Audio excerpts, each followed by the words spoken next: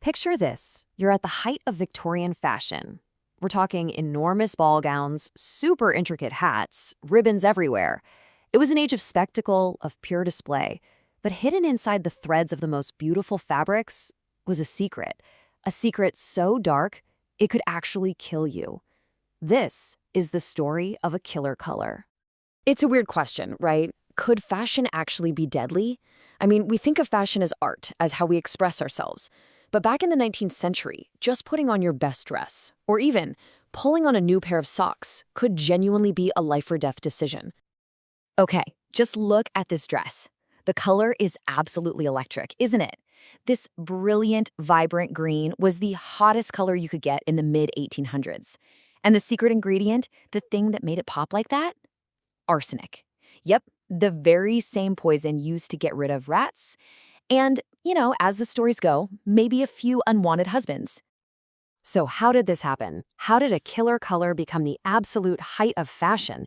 And what was the devastating price people paid just to look beautiful? The truly terrifying thing was just how widespread this was. This pigment, called Scheele's green, wasn't just in dresses.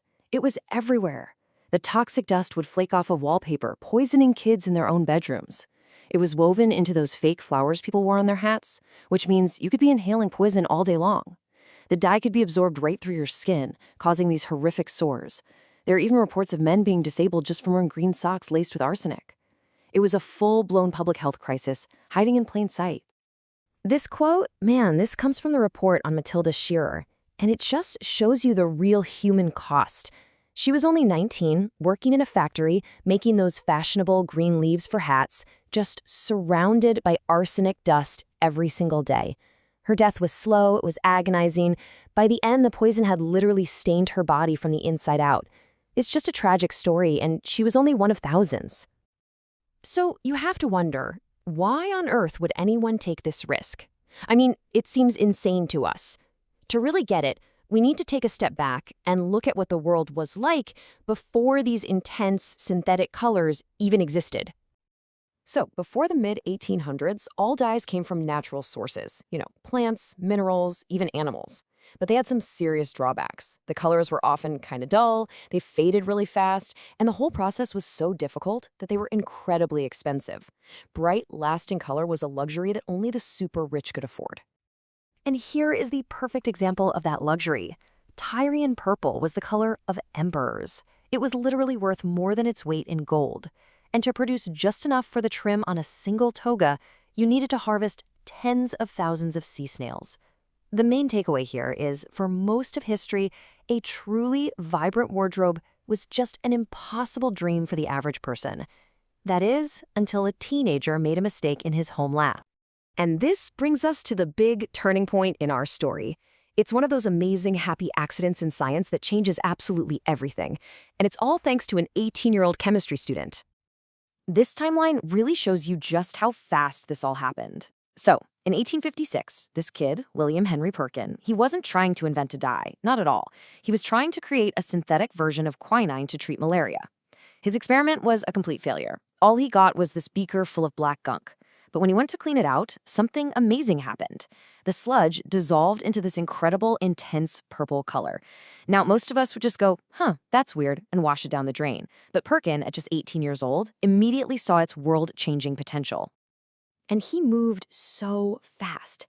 Within a single year of that accident, he had patented the dye and, with his dad's help, opened this factory. This was the birth of the entire synthetic chemical industry.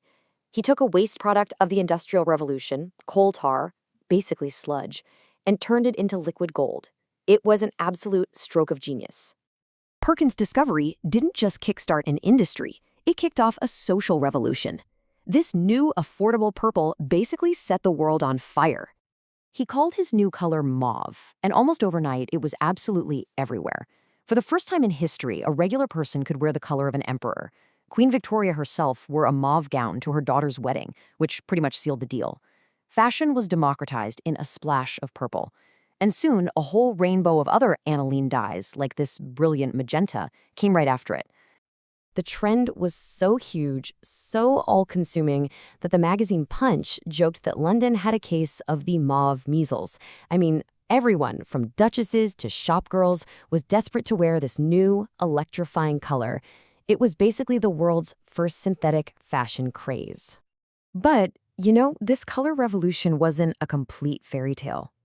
Getting away from arsenic was definitely a step in the right direction, but these new synthetic dyes, well, they had their own hidden dangers, and one very, very surprising silver lining.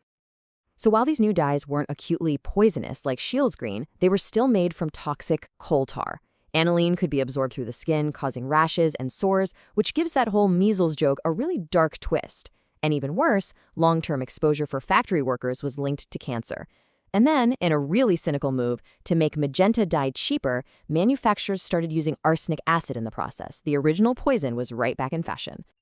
But here is where the story takes its most incredible turn.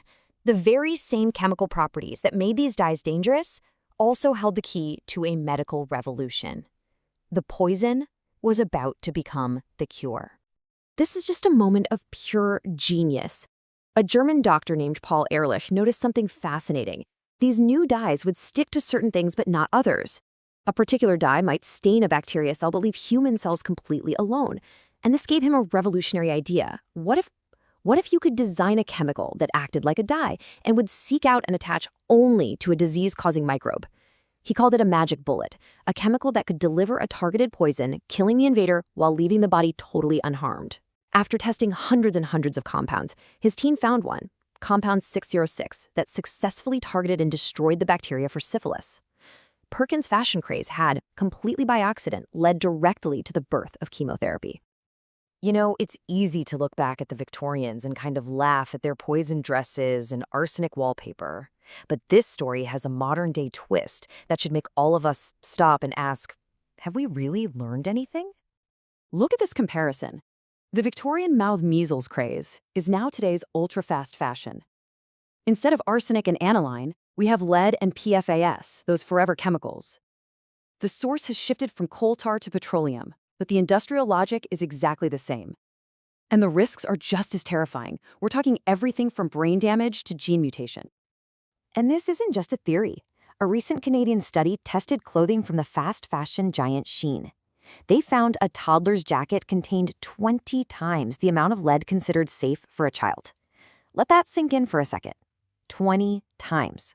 So it leaves us with a really difficult question. The Victorians poisoned themselves for a beautiful green dress.